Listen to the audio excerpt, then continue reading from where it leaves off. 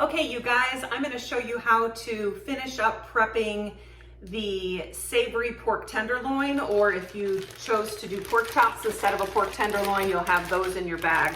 So we are going to add to that 1 can of cream of mushroom soup and just scrape that right on top of our pork chops or the pork tenderloin.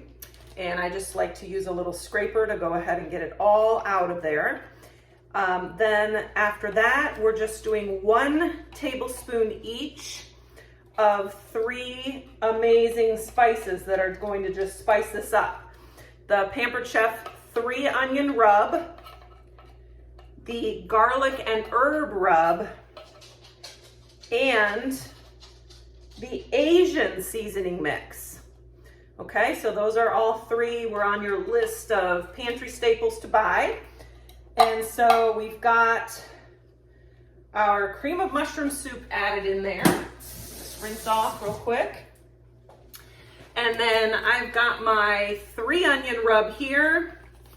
I'm gonna grab a tablespoon of that and throw it in. My little adjustable measuring spoon. Tablespoon of that one.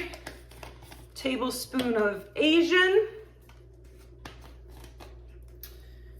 Pour that in real quick. And these can even just kind of be approximate. If it's a little bit more, no big deal. And then the 3rd spice is garlic and herb. And then the directions on this one is similar to most, 4 to 6 hours in your slow cooker, or quick cooker on slow.